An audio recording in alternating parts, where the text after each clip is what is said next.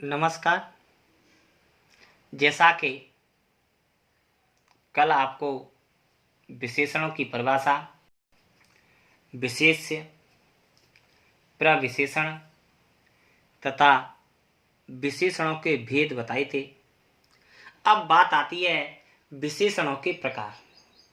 विशेषणों के प्रकार के बारे में बताया जाता है कि अलग अलग विद्वानों द्वारा अलग अलग मत बताए जाते हैं। कुछ विद्वान विशेषणों के 5 भेद बताते हैं तो कुछ विद्वान विशेषणों के 4 भेद बताते हैं। लेकिन तो यदि देखा जाए तो मूल रूप से विशेषणों के 4 भेद होते हैं और वे 4 भेद होते हैं आपके गुणवाचक विशेषण, संख्यावाचक विशेषण, परिमाणवाचक विशेषण और सार्वनामिक विशेषण। कुछ विद्वान विशेषणों का एक 5वां भेद व्यक्तिवाचक विशेषण को मानते हैं, लेकिन जो व्यक्तिवाचक विशेषण है वो आपका गुणवाचक विशेषण के अंतर्गत ही समाहित कर दिया जाता है। अतः विशेषणों के मूल रूप से कितने भेद होते हैं? 4 भेद ही होते हैं। कौन कौन से? गुणवाचक विशेषण, संख्यावाचक विशेषण, परिमाणवाचक विशेषण और सार्वनामिक या संकेतवाचक विशेषण के नाम से जाना जाता है। आपका जो पहला भेद आता है वे आपका वाचक विशेषण होता है, अर्थात ऐसे विशेषण शब्द, कौन से? कि वे शब्द जो किसी संज्ञा या सर्वनाम शब्द की रूप, रंग, गंध, स्पर्श, दशा, दिशा, आयु, अवस्था, आकार, प्रकार, गुण, दोष आदि विशेषताओं का बोध कराते हैं, उन्हें गुणवाचक विशेषण शब्द कहते हैं। अर्थात ऐसे विशेषण शब्द जो किसी संज्ञा सर्वनाम के रूप, रंग, आकार, स्वभाव, गुण, दोष, अवस्था, दशा, दिशा इत्यादि का बोध कराते हैं, उन्हें गुणवाचक विशेषण शब्द कहते हैं। जैसे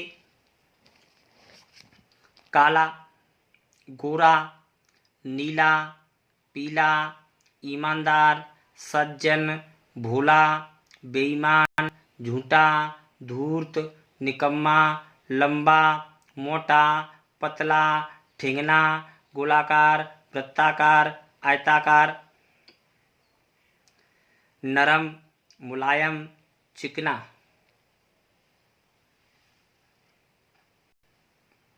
खुरदरा, नम, सूखा, गीला, हवादार, प्रकाशदार, बदबूदार, खुशबूदार, बीमार, स्वस्थ, रोगी, बूढ़ा, बच्चा, युवा, प्रौढ़, तला, भुना, कच्चा, पक्का, पूर्वी, पश्चिमी, उत्तरी, दक्षिणी, गर्म, ठंडा, ताजा और बासी आदि ये जो शब्द हैं ये सभी व्यक्ति के गुण दोषों के बारे में, दशा के बारे में, दिशा के बारे में, गंध के बारे में, स्पर्श के बारे में, रंग रूप के बारे में, आकार के बारे में आदि का बोध कराते हैं। अतः इन सभी शब्दों में गुणवाचक विशेषण है। लेकिन छात्रों के लिए सबसे बड़ी समस्या यह होती है कि संसार में गुणवाचक जो शब्द होते हैं वो बहुत होते हैं। अब हमें कई बार क्या होता है कि हमें यह भेद नहीं कर पाते हैं कि अमुक शब्द में गुणवाचक विशेषण होगा या भाववाचक संज्ञा होगी। ऐसी स्थिति में बचने के लिए कुछ प्रत्यय आपको याद करने हैं और उन प्रत्ययों से बने हुए जो शब्द होते हैं वो हमेशा और हमेशा गुणवाचक विशेषण के माने जाते हैं। जैसे आपको याद करें कि आई, ई, नोट लगा के आई,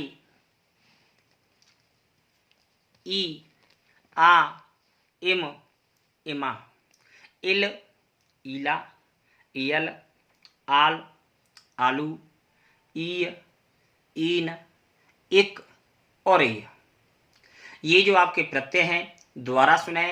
आई, ई, आ, इम, इमा, इल, ईला, इयल, आल, आलू, ई, ईन, इक और ये प्रत्यय जहां भी होंगे वे गुणवाचक प्रत्यय हैं, अतः इनसे बनने वाले जो शब्द हैं वे सभी क्या माने जाएंगे? गुणवाचक विशेषण माने जाएंगे। क्या माने जाएंगे?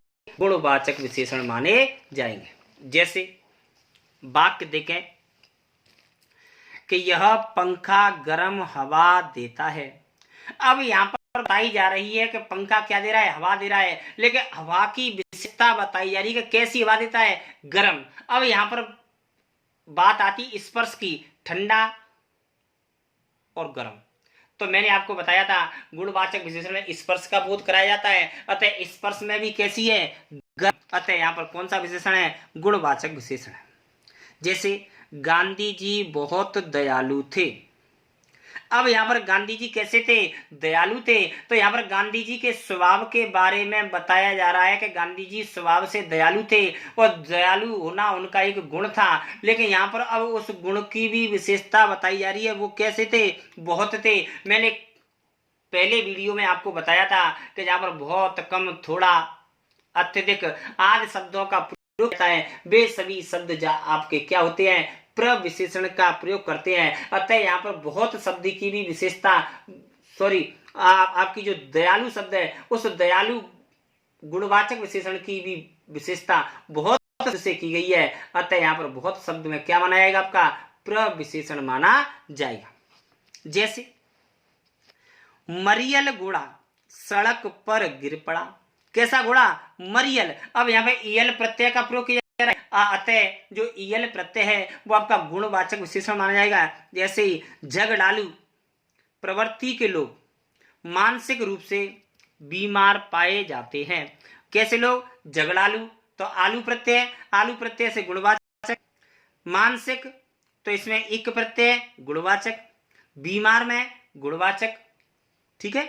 ऐसे ही भारतीय वैज्ञानिक अमेरिका गए, तो भारतीय वैज्ञानिक, लेकिन कुछ क्या करते हैं कि एक विशेषण का भेद बताते हैं व्यक्तिवाचक, और वे व्यक्तिवाचक विशेषण के लिए क्या करते हैं कि भारत प्लस ई बराबर भारतीय, ऐसे पाकिस्तान प्लस ई पाकिस्तानी, अमेरिका प्लस ई अमेरिकी, ले और ऐसा करके वो एक व्यक्तिवाचक का भेद बताते हैं। लेकिन ऐसा नहीं है, क्योंकि यहाँ भी व्यक्ति के गुण, दोष, रहन सहन आदि के बारे में बताया जा रहा है। अतः यहाँ पर व्यक्तिवाचक विशेषण न होकर के ये सभी आपके कहाँ सम्मिलित होते हैं? गुणवाचक विशेषण के अंतर्गत ही सम्मिलित होते हैं। ऐसे डॉक्टर हरगोविंद खुराना महान वैज्ञानिक थे। अब महान शब्द है, प्रविशेषण है, क्योंकि ये वैज्ञानिक की विशेषता बता रहा है और जो हरगोविंद की विशेषता वैज्ञानिक बता रहा है। अतः वैज्ञानिक शब्द गुणवाचक विशेषण और महान शब्द प्रविशेषण।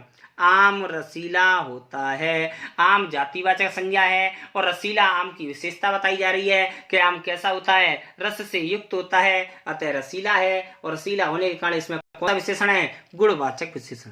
ऐसे ही बीकानेरी नमकीन में मुल्तानी मिट्टी मिलाई जाती है।